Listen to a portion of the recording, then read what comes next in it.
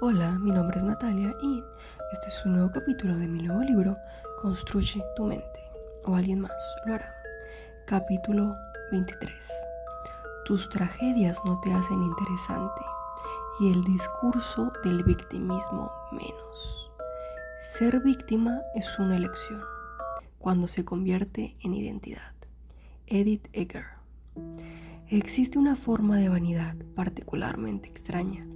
No se presenta como orgullo, se presenta como tragedia. Es el victimismo.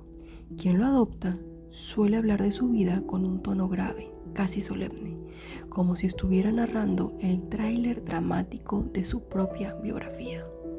Enumera injusticias, desgracias, abandonos.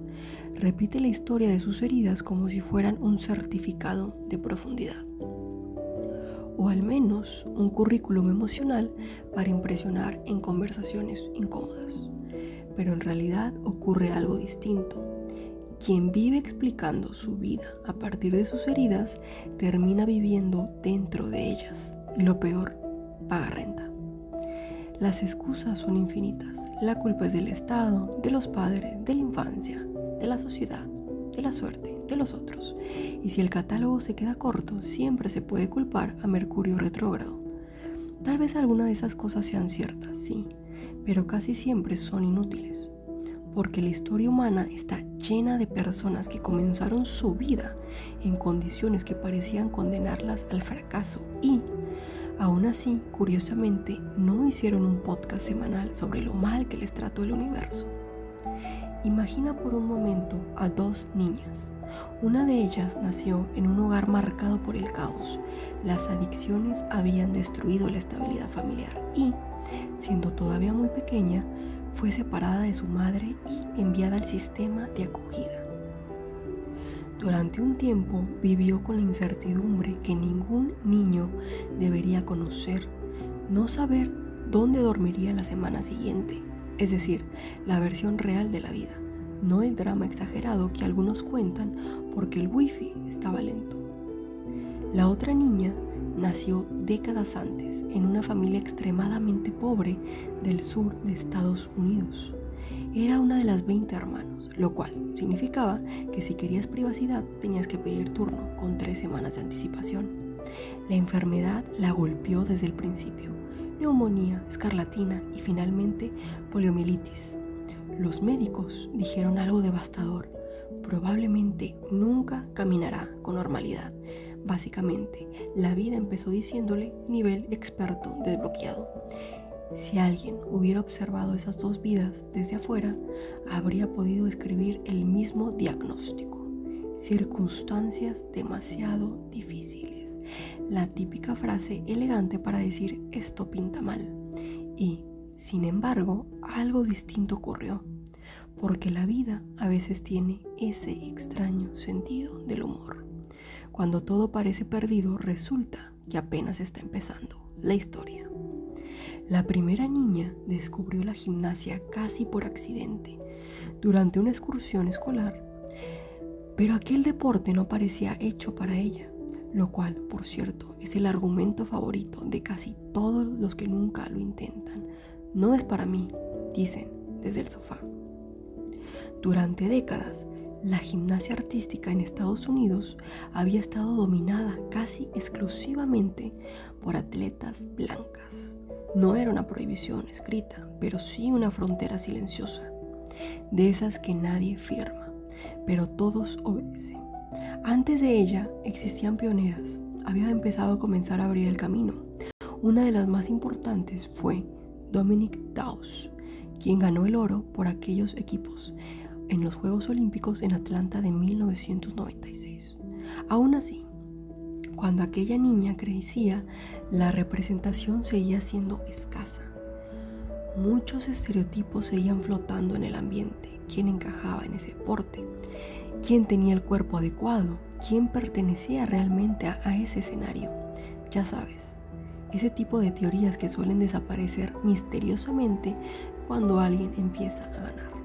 Pero ella siguió entrenando, cayendo, levantándose, intentándolo otra vez, lo cual, curiosamente, es una estrategia que la humanidad conoce desde hace milenios y que el victimismo moderno intenta evitar, como si fuera una alergia. Esa niña era Simone Biles.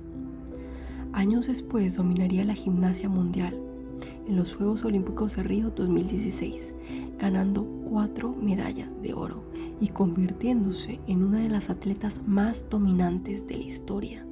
Pero su impacto fue más allá de las medallas, porque ganar es impresionante, pero romper expectativas suele molestar más.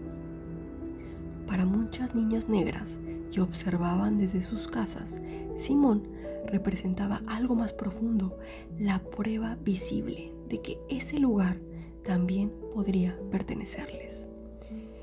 Sin proponérselos al principio, había cambiado la narrativa de todo un deporte y, aún así, su historia todavía tenía otra prueba, porque si la vida fuera injusta, las historias inspiradoras terminarían antes del siguiente desastre. Pero la vida claramente no leyó ese manual. Tiempo después reveló que había sido víctima de abuso por parte del médico del equipo nacional, Larry Nassar. Durante años, aquel abuso había permanecido oculto. Muchos habrían callado. Los sistemas poderosos cuentan con eso. Pero ella no habló y su voz ayudó a exponer una verdad que el sistema había preferido ignorar. Simone Biles se volvió un ícono de la resiliencia, no porque su vida fuera fácil, sino porque decidió que el silencio tampoco lo sería. La segunda niña tardó años en caminar, sin su aparato ortopédico. Primero caminar y luego correr, algo que para la mayoría de la gente es tan automático como quejarse en las redes sociales. Un entrenador descubrió algo extraordinario. Aquella niña que había luchado tanto para dar un paso tenía una velocidad increíble. Su nombre era Wilma Rudolph. En los Juegos Olímpicos de Roma de 1960 ganó 3 medallas de oro. La niña que no debía caminar se convirtió en la mujer más rápida del mundo, lo cual es una de esas ironías históricas que hacen quedar bastante ridículas a las predicciones pesimistas. Pero su victoria tampoco terminó en la pista. Cuando regresó a la ciudad natal, exigió algo que en aquel momento parecía radical: que su desfile de celebración fuera el primero en la historia, Tennessee, sin segregación racial. Y así fue, porque algunas personas no solo corren rápido, también empujan la historia. Desde la psicología se conoce un fenómeno interesante. El psicólogo Martin Seligman lo llamó indefensión aprendida. Ocurre cuando una persona experimenta tantas dificultades que empieza a creer que nada de lo que haga cambiará su situación. En ese momento deja de intentar, no porque no pueda, sino porque está convencida de que no vale la pena intentarlo. Básicamente, el cerebro se rinde antes que el cuerpo. El victimismo funciona muchas veces como una versión sofisticada de ese mecanismo. Es una narrativa que protege al ego. Si todo es culpa del mundo, entonces el fracaso no es responsabilidad propia. Una idea psicológicamente cómoda y peligrosamente estéril, porque esa protección tiene un precio enorme: la parálisis. Es como envolver tu autoestima en plástico de burbujas y luego preguntarte por qué no puedes moverte. La psicóloga Carol Dweck estudió algo parecido al hablar de dos mentalidades opuestas. La mentalidad fija cree que las circunstancias determinan el destino. La mentalidad de crecimiento cree que las circunstancias son el punto de partida, no el final. En otras palabras, unos ven la pared y otros buscan la puerta, o al menos intentan saltarla. Acá entra un concepto importante llamado mindset. El mindset de un ganador suena muy épico hasta que lo traduces al lenguaje real. Básicamente es alguien que no se rinde, pero con estilo. Mientras otros ven un problema y dicen, ya fue, el ganador lo ve y dice, perfecto, otro capítulo más de mi vida y de mi sufrimiento personal. pero con desarrollo del personaje. Es como tener la extraña habilidad de romantizar el fracaso. Te rechazan, te equivocas, haces el ridículo y en vez de esconderte bajo la cama dices, esto va a quedar increíble cuando lo cuente después. Funciona porque el ganador no espera sentirse motivado. Ese es el truco oscuro. La mayoría cree que primero viene la motivación y luego la acción, pero el ganador sabe que la motivación es como ese amigo que siempre dice que sí va a ir y nunca llega. Entonces actúa sin ganas, sin energía y a veces sin dignidad, pero actúa. Y en ese proceso, poco a poco, el cerebro se rinde y dice, ok, supongo que sí vamos en serio con esto. También tiene una relación bastante sospechosa con el fracaso. Para una persona normal, fallar es una señal de detente. Para alguien con mentalidad de ganador, fallar es básicamente feedback gratis, doloroso, humillante y a veces público, pero gratis. Es como si la vida le estuviera diciendo, esto no funcionó, y en lugar de ofenderse responde, anotado, siguiente intento. Mientras otros coleccionan excusas, él colecciona errores, que suena peor, pero curiosamente funciona mejor.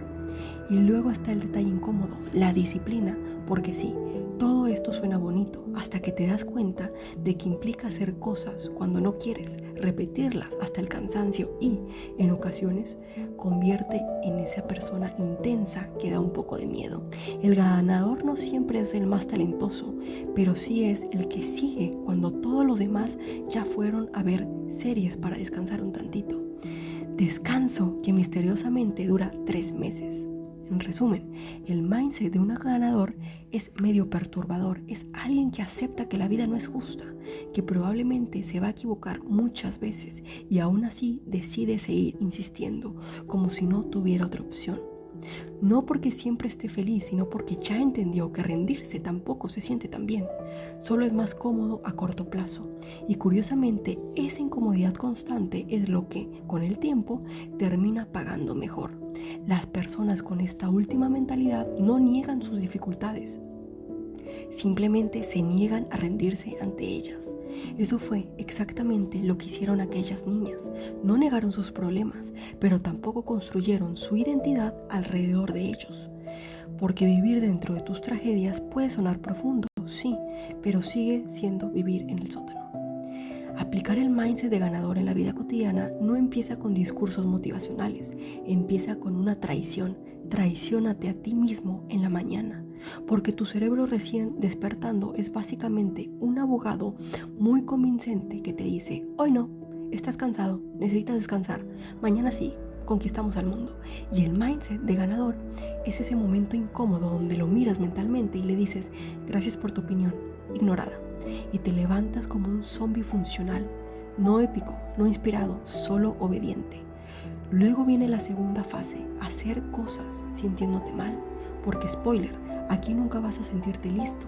El ganador no espera ese momento mágico donde todo se alinea, el clima perfecto y su playlist emocionalmente bien. No, hace las cosas con sueño, con flojera, medio confundido y a veces con cara de no sé ni siquiera lo que estoy haciendo con mi vida. Pero ahí está el truco oscuro, hacerlo mal, cansado y sin ganas, sigue siendo hacerlo. Y eso ya te pone años luz adelante del que está esperando el modo correcto. En el día a día esto se ve ridículo, pero poderoso. Vas al gimnasio sin ganas, trabajas, aunque estés distraído, estudias, aunque sientas que no se te queda nada y piensas, esto no sirve. Pero el mindset de ganador funciona como una especie de interés compuesto raro. Cada acción pequeña y medio miserable se acumula hasta que un día dices, ¿en qué momento mejoré tanto? No fue un día épico, fueron muchos días mediocres bien ejecutados. También implica algo medio cruel, no dramatizar tanto, porque el cerebro ama exagerar. Hoy me fue mal en esto, claramente soy un fracaso total, mejor me retiro de la vida. El ganador, en cambio, es más frío. Ok, estuvo feo, siguiente. Sin música triste de fondo, sin discurso de víctima, solo continuidad. Es menos cinematográfico, pero mucho más efectivo. Y quizá lo más incómodo de todo sea aprender a confiar en ti. cuando no hay evidencia, porque al inicio no eres bueno, no ves resultados, nadie te aplaude. Básicamente estás invirtiendo en tu versión tuya, que todavía no existe. Es como pagar un crédito emocional carísimo esperando que el tú del futuro no sea un fraude, y aún así sigues. Aplicar el mindset del ganador es verte a ti mismo medio destruido a las 7 de la mañana sin ganas de existir, y aún así levantarte, hacer lo que te toca y repetirlo suficientes veces hasta que la vida, cansada de tu terquedad, eventualmente coopere. No es glamuroso, pero funciona. Estas historias de atletas de alto rendimiento no pretenden imponer hazañas extraordinarias. No todos tienen que convertirse en campeones olímpicos. Tranquilo, el mundo ya tiene suficientes biografías inspiradoras. La lección es mucho más simple y mucho más cómoda. El victimismo ofrece una ventaja peligrosa, permite justificar la inmovilidad, y la inmovilidad tiene algo muy atractivo: no exige esfuerzo. Si todo es culpa del mundo, entonces uno tiene que hacer nada. Es el paraíso del ego perezoso. Pero la vida no mejora con explicaciones, mejora con decisiones pequeñas. Levantarse cuando el ánimo pesa demasiado, caminar unos minutos, leer una página, intentar una vez más. Cosas simples y sorprendentemente efectivas. El pasado existe y las justificaciones también, nadie lo niega. Pero incluso dentro de esas limitaciones permanece algo que nadie puede delegar: la responsabilidad sobre la propia vida. Lo cual es una noticia incómoda, porque significa que no siempre hay alguien a quien culpar. Entra la culpa del mundo y quien intenta cambiarla. No es el talento, no es la suerte, no es la inteligencia, es una decisión. La decisión de dejar de explicarse y empezar a actuar. Porque la verdad más dura y también la más liberadora es esta: el mundo puede haber dado un mal comienzo, pero nadie está obligado a vivir la vida que dictan sus excusas. Y si decides hacerlo, al menos no lo llames profundidad, llámalo por su nombre: comodidad disfrazada de tragedia.